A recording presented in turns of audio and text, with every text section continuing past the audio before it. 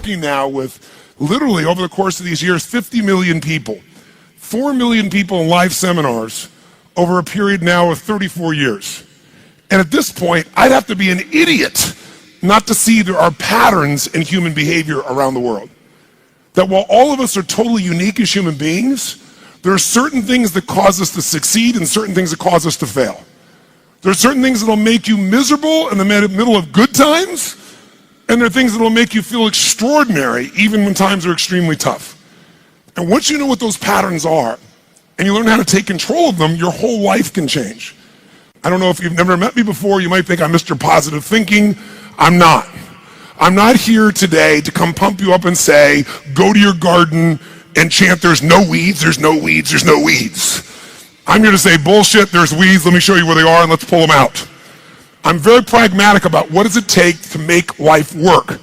But what I want you to know is, Australia, of all the places on the face of the earth, when I was talking to my client, he was saying, Tony, of all the places on earth, there's one place you'd pick to have a great quality of life with your family that will weather the storm the best, it's Australia, by far.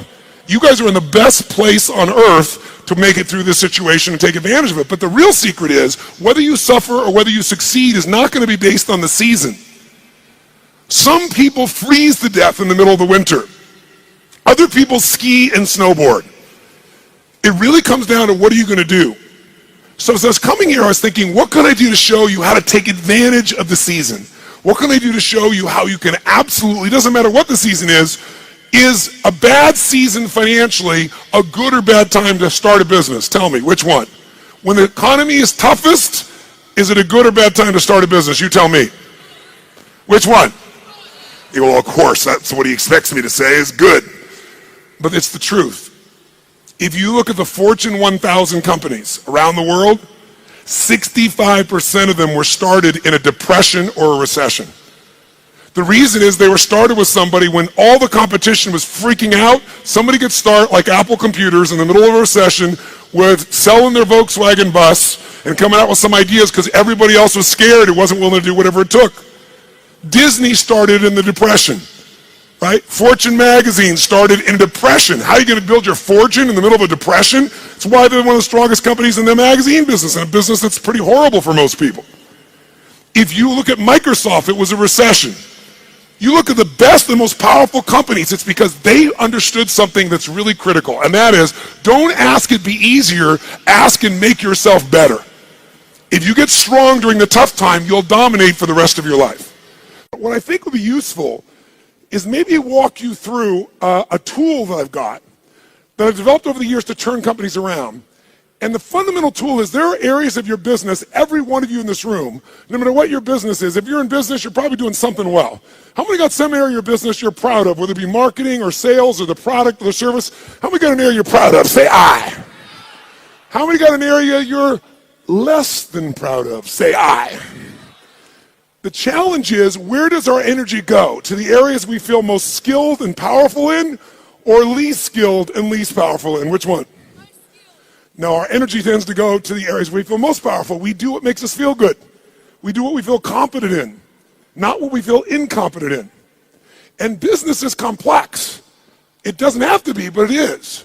So I thought maybe there'd be a format I could give you today is, let's walk through what the business environment's really like right now, and then let's see if we can walk through what are the areas that if you were just to do this, if I never saw you again, and my goal is to see you again, my goal is to add enough value, go, okay, this is no brainer. I'm going to take 4 days when Tony comes back, I'm going to go in this experience and be immersed and grow my business 30 to 100%. But if I don't, here's what I want you to do, or if you don't.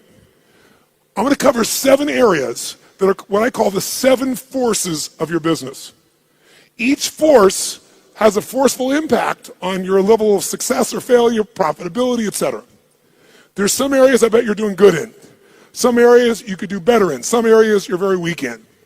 The problem is, a chain is only as strong as its weakest what? And in business, so many businesses go through challenges because those weak links are the ones that destroy you, not your strengths. It's true around the world, but actually Australian business is interesting, a little bit more intense than even business in the US in one category. What percentage of Australian businesses are still alive 5 years after they start? Who knows? What percentage of Australian businesses are still alive 5 years after they start? I'll give you a clue. 90% of all Australian businesses are gone in the first 5 years. If you and I are going to really make this thing work, it's that we got to look and say, okay, why do they fail? Why do so many businesses fail? Why is it? I mean, good-intentioned people, smart people, strong people, and yet they still fail. And many of them had good products, good services. They had great advantages when they start. They may have been successful for 3 or 4 or 5 years or even 10 years. And now they're gone. I will tell you what I've seen in my life, and I've had the privilege now of working around the world with 50 million people through my books and tapes and audio and video programs, but I've worked with 4 million people, 4 million from 100 different countries over the last 34 years. I can clearly tell you there's patterns you don't miss when you've been with that many people and that many businesses. And the one pattern I can tell you above anything else is most businesses fail because they fail to anticipate what's coming. Write that down. Write down, anticipation is the ultimate power. If you fail to anticipate, no matter how smart you are, you're going to end up reacting and your business will pay the price. And the price in the sport we're in is death of the business, just like a gladiator. Now, what do I mean by this? Maybe I can show you what I mean by giving you an example that more people could relate to.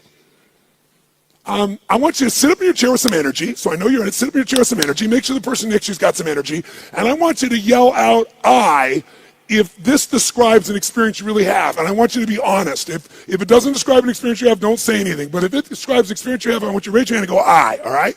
So here's my question. How many of you in this room have ever experienced the total and complete humiliation that comes when you play a video game against a child? How many have had this experience? Say I! How many have this happen more than once? Say I! Who always wins when you play a video game against a child? Who? The child! Why? Is it because they're smarter, quicker, faster? In fact, don't even tell me why. Think about how the process occurs. First of all, you don't play many video games, so you're smart. You don't offer to be a part of this game. It usually occurs because one of your children, or you maybe you're an aunt or an uncle to someone, or a friend, and they say to you at Christmas time, Auntie, Unc, somebody, Mom, Dad, play this game with me. And you say, no, I don't play those games. You go enjoy it. I'm no good at it. And they go, no, it's really easy. Let me show you. And they hand you this little gun. They go, just choon, choon, choon, choon, choon, bam, bam, bam. You just shoot guys just like that. It's so easy. And they go, come on, do this with me. And finally, you acquiesce. And then what happens? You should know you're being set up when they say, you go first. And what happens? You pick up that gun, and these aliens come at you, choom, choom, choom, and you're dead usually in about 3.8 seconds. Now the child takes the gun. What happens?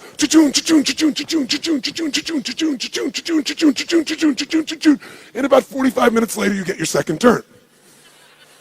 Who knows what I'm talking about here? Say I.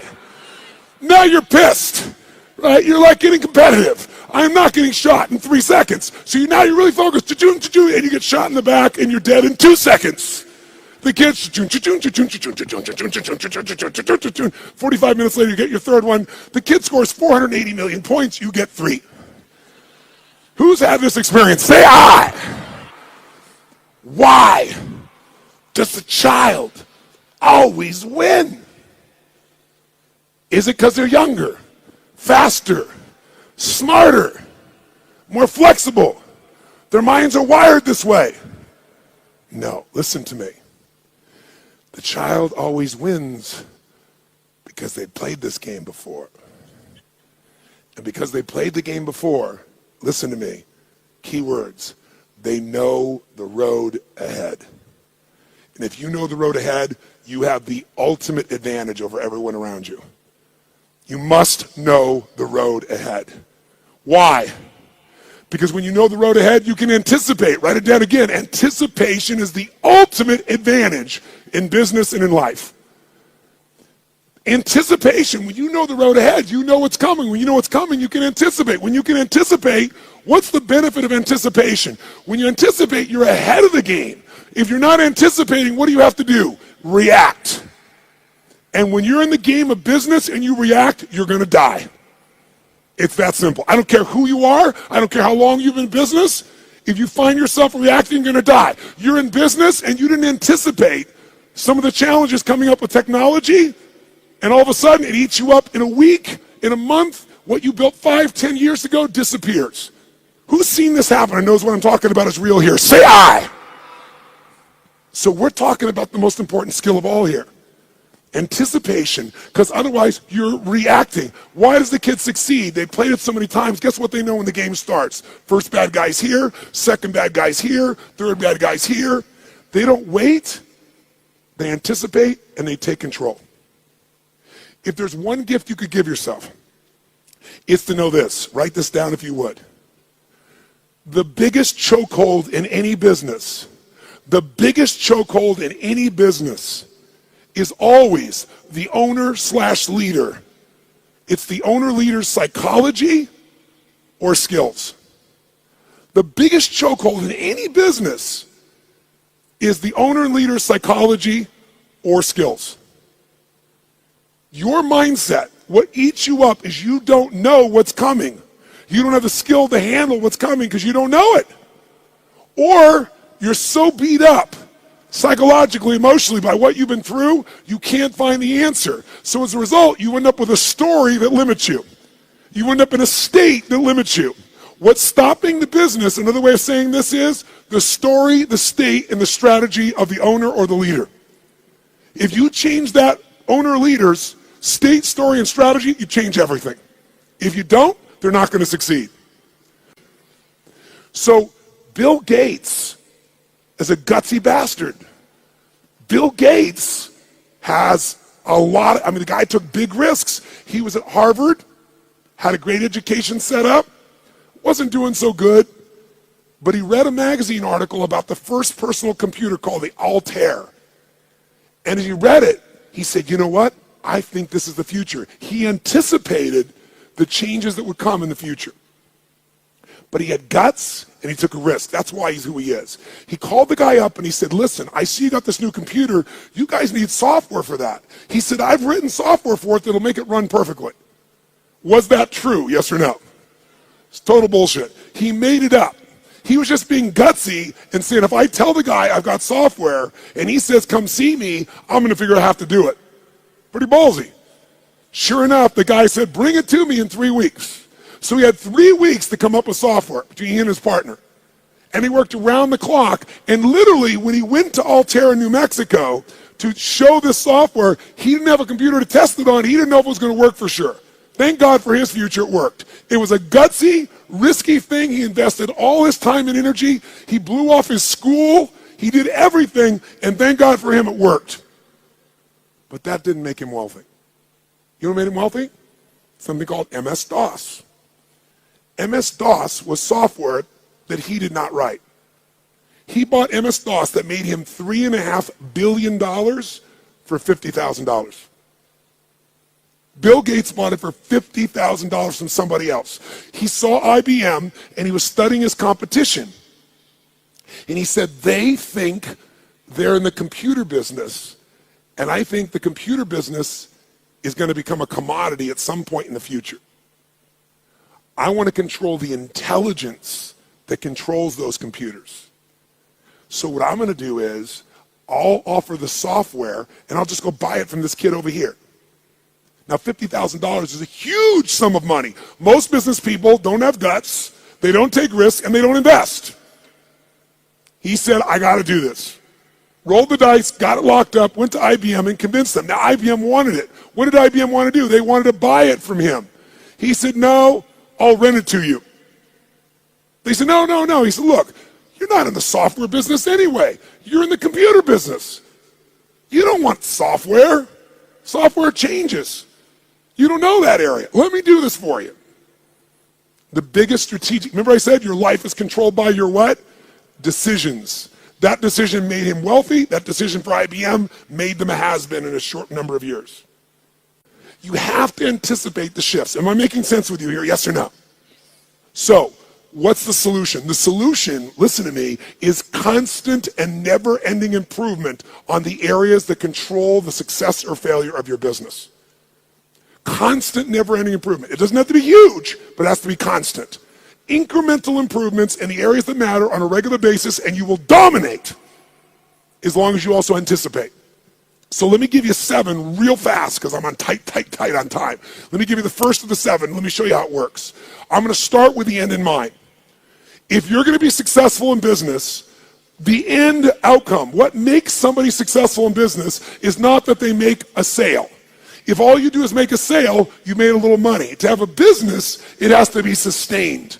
To be sustained, you have to build clients, or at a minimum, what I would call raving fan clients, raving fan customers. Now, why is the target of all business a raving fan customer? Well, first of all, what makes a human being wealthy in financial terms? What will make you wealthy is only one way to get wealthy and stay wealthy. Add more value to other people's lives than anyone else can possibly do. If you add more value than anybody else, you will have people be a raving fan of your product, service, or company. And raving fans are the best marketing in the world because today, nobody pays attention to advertising unless it's shocking. And even then, it doesn't necessarily sell the product. What sells products today is people telling people this is the best shit you can get. How many agree with me on this right now? Say aye. And you can't buy that word of mouth. You can only deliver it by delivering such an incredibly valuable experience or product or service that people tell everybody about it. The first key to getting to that target, if we're gonna grab hold of our energy and we're gonna race towards this target, is you have to do step number 1. Step 1 in a business is you got to know where you really are. You got to know where you really are, and you got to build what I call a business map. Now, what do I mean by a business map? Well, think of it this way. How many of you in this room have a 5-year business plan right now for your company? 5-year business plan, raise your hand. Now, a group of 9,000 people, I'm seeing maybe a dozen hands. The reason you're seeing a dozen hands is because even if you have to a 5-year plan, it's bullshit. And I'm not being disrespectful. It's bullshit. Why is it bullshit? Everyone tell me. Why is a 5-year business plan in the world we live in today total bullshit? Why? Because the world is changing so fast, you have no clue what's going to be here in 5 years. You're kidding yourself. So what do? Throw up your hands and just hope it works out well? That's a disaster too. What you need is a business map. A business map means you understand the territory. You understand what's happening, where it's happening, so as you're moving along, you can adjust with that map to get where you want to go as the environment changes. The way you frame what business you're in to yourself is the single biggest limit in your business, and I promise you it's limiting who you do business with as well. You know, if you ask Peter Drucker, one of the greatest business geniuses of all time, he used to say, there's really only one question, maybe 2 in business. His question is, what business are you in, and how's business? You must control the meaning within yourself, within your team, and then the way you market it, but you can't do that until you're crystal clear what business you're in. And every 7 weeks, you should be digging in deeper to what business you're in, or you'll ask a third question. What business do you need to be in? Because let me tell you something. You didn't experience in 2008 in Australia what the rest of the world did, but you're going to experience some of what the rest of the world has experienced coming soon. You're going to experience it in your real estate market, you're going to experience it in your shares market, and you're going to experience some unemployment on a much larger scale than what you guys are uncomfortable with right now. It's coming. I'm not here to be Mr. Positive, and I'm not being negative. I'm saying it's coming, so you want to take advantage of winter, not let it freeze you to death. And you can, because when everybody else is scared and hesitating, if you're doing the things I'm showing you, you will take their market share and you will dominate. Even if you're a little guy, you can become a big guy in this time. Because the time in which things change is tough times. That's when little guys become big guys. Because the big guys are doing the same boring shit over and over again and they're not flexible. But I got to tell you something. In order to succeed in your business, you got to fall in love with your clients and not with your products and services. But here's the other question. What stage of the life cycle of a business are you in? Listen to me. This understanding is the most important understanding of all, and I can't give it to you all here. I take a day on this. When I say I give people $1 million guarantee, the reason I'm giving that $1 million guarantee and no one ever takes me up on it, I mean, I think 2 times in 3 years someone's taken me up on it. And when they did, I've been glad because I didn't want a stupid person in my seminar. I was like, if you can't see this is going to save you $1 million or make you $1 million, you shouldn't be in here, right? I'm happy to refund your money. Is this material. And this material is understanding the life stage of the business. See, businesses have life cycles just like humans do. So watch this for a second. Which can get into more trouble, an infant or a toddler? Quick, nice and loud. Which one? Nice and loud. Which one? Why? Because the toddler's more mobile. They can go, what does this rock taste like? Right? Which one can get more in trouble, a toddler or a teenager? That's right. Tell me, if you give your car to a teenager and you say, drive it never above the speed limit, what can you promise and guarantee they're going to do? Are they going to speed, yes or no? And the worst thing that can happen is they get away with it. Let me explain what I mean. Businesses have stages of development. What did I tell you was the most important thing to business? The power of anticipation. What if there was a way to know in advance what problems you were going to have in your business before they happened? You knew exactly what they were, how they were going to happen, and what to do to prevent them right now, no matter what stage you're in. How many think that'd be worth its weight in gold? Raise your right hand, say aye. That's what happens when you understand the stage. Let's go to number 2. The second key force of business you got to be working on is constant strategic innovation. Now, what the hell does that mean? Sounds so complex. Strategic innovation. Notice I didn't just say innovate.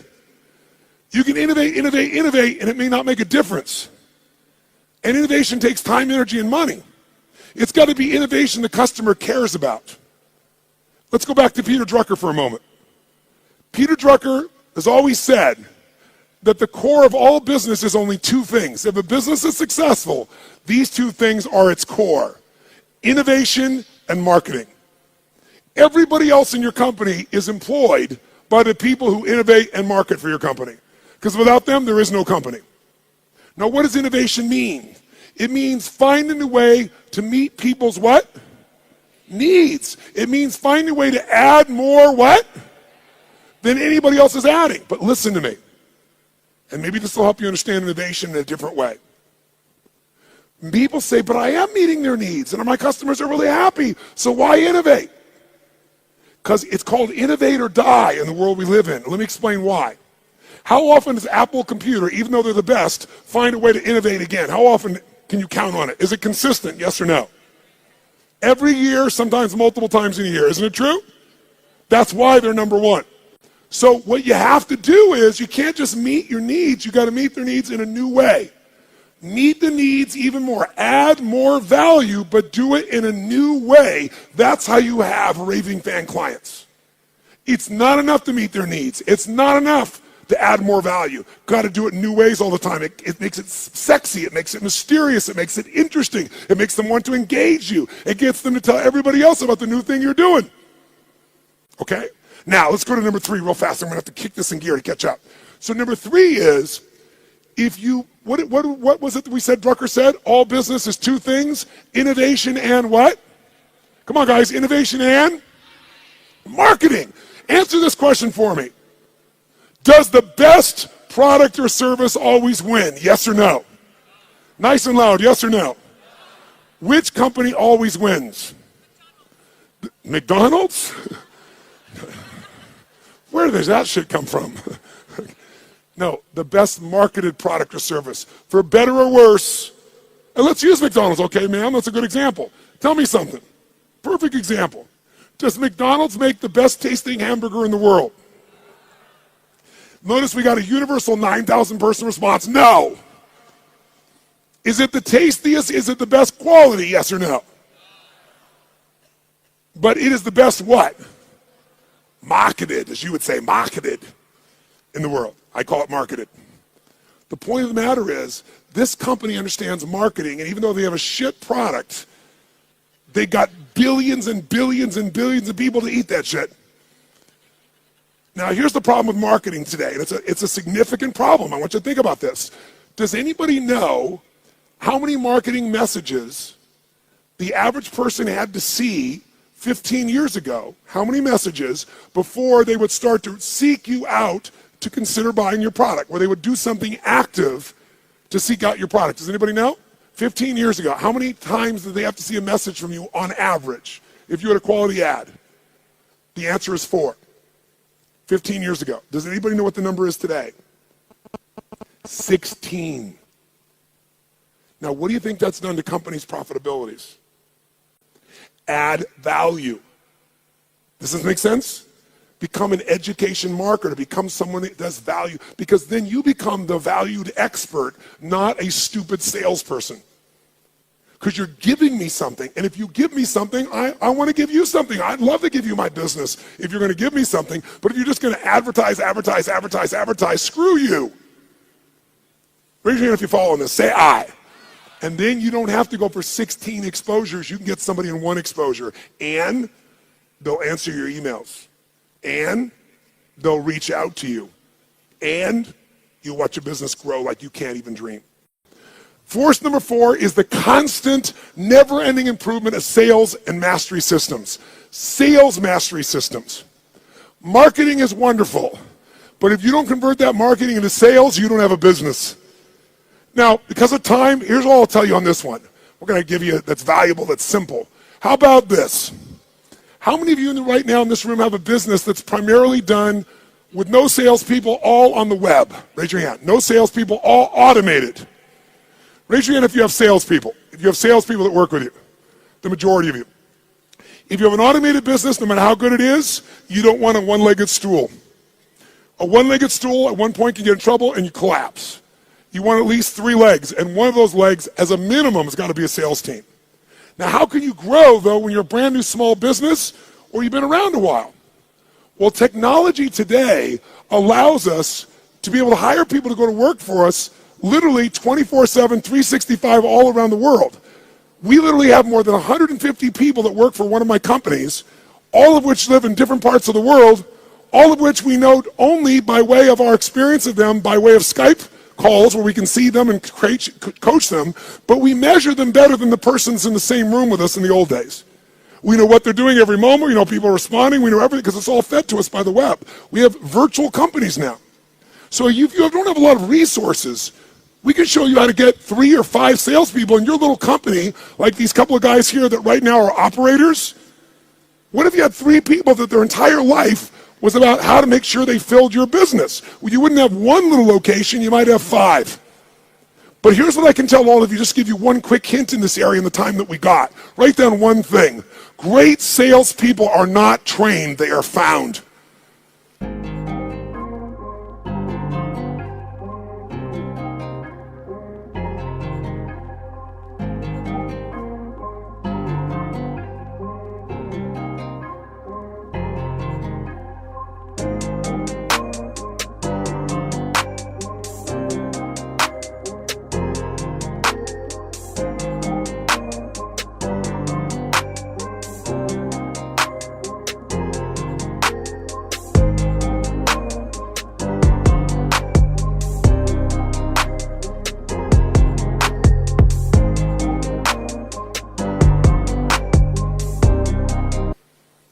Great salespeople are not trained, they are found and then trained to be even better. And this is coming from a guy that's trained 2 million salespeople in the world. I did that for 15 years. It's one of my jobs. Here's what I mean by this. Write down this phrase. Nature is the most powerful factor. Nature is the most powerful factor. If I was going to give you something in 2 seconds right now, I'd say it's this. If you're going to get a great person to sell for you, you can train somebody all day long, but their nature has to match the job. The 5th force you got to take control of, you've got to have constant anticipation. Remember that key word, anticipation? So you're not reacting, you're anticipating, you know the road ahead, in 2 areas of your business. Legal, and I know you're not a lawyer, at least most of you, but you got to know where your risks are, and financial or accounting. Now, how many of you in this room as business owners hate accounting? If you're with me, brothers and sisters, can I have a hallelujah? However, unfortunately, even though you hate it, How many of you in this room have ever been bitten in the bum, so to speak, because you thought the numbers were one thing or they meant something or your cash was one level and it was another? Some accounting piece that really, really hurt you at the time. Who's had this experience before? Raise your hand nice and high. Say I. I want to tell you something. More companies go down because most of you in this room do not like accounting, and I do not want to sell you on being an accountant. What a boring ass job. But I do want to sell you on knowing enough of this that you can run that accountant or that CFO. Because you still have to lead, and if you don't, you'll become part of the 99% that fail. I don't care how big, smart you are, I don't care how much your sales are. Learning how to manage your business includes the economics, and we take half a day and make it fun so that you can kick ass with any CFO or accountant, and you can ask them questions they don't know. Let me ask you 2 questions real fast. Question 1. How many of you have a specific day of the month that you always go through your financials and you never, ever miss on your business? Raise your hand. Keep your hand up and look around the room. It's not even 3% of the room that does this. That's why 99% go out of business. Remember I said in the beginning, what is the chokehold in the business? It's the psychology and the skills of the entrepreneur. If you don't develop the skill of knowing how to manage the finances, I don't mean write it down and do the accounting. I mean know how to read that and use that information as intelligence to guide yourself. You're going to be in trouble. In business, nobody gets a special license. You can go out there and know nothing about numbers except what you think you know, and that's why you go out of business. This is a skill. If you don't get it from me, you better go get it now. But I can give it to you in a fun way in half a day of the 4 days, where you'll be able to read financials and find stuff your accountant's not finding. And then what you want to find is the intelligence that allows you to know how to run your business more effectively. I'll give you a little clue. Who here knows the 3 documents you've got to see every single month to run your business? Raise your hand if you know the 3 and can name them. Look around the room. Look at this. We got 9,000 people in this room, and maybe 20% of you even know the documents. You don't review them, you don't even know what they are. Here, I'll give you a little gift, something that took me 20 years to figure out. Little gift. If you got a business that has a 20% margin of net profit, and most of you probably have a margin less than that, some of you maybe more than that. But if you have that, and you just cut 12% of your costs, 12% of your costs on a 20% margin company, you'll grow your profits by 50%, meaning you'll have a 30% margin. If you want to, listen to me, you want to grow your profits 50%, all you have to do is cut 12% of your costs. But you're never going to do that when you don't even look at your own financials. Let's go to the next one. Finally, number 6. Number 6 is, what if I said to you there was treasure in your business, and that treasure is just waiting for you to come by and pick it up? But you got to dig for it. But if you pick it up, it's going to cost you nothing. What if I said to every one of you in this room, no bullshit, no hyperbole, no exaggeration. In the next 6 to 12 months, 18 months at the outside, in a tougher economy even, you could grow your business 30 to 130%, no exaggeration, no hyperbole. And it's not going to cost you any more money to do it. When I say it's not cost you any money, let me be honest. You might find by spending $5,000, you could make $150,000. Or by spending 10, you could make $500,000. So to me, that's not spending money. How many follow what I'm talking about here? Say I. That is this skill. This is my strongest skill. This is why companies call me in to do turnarounds. This is why my companies are where they are through all the economies and all the countries I've been in, all the industries. You have to learn the skill of optimization and maximization. That's this point. You have to learn to optimize and maximize your business on an ongoing basis. Now, what does that mean? It means figuring out how to do what you're already doing, where you get a geometric result from a bunch of small changes. Small changes that accumulate to create a geometric change. But you gotta master this. Go home and figure this out by itself if you want to, and you can start making progress right away.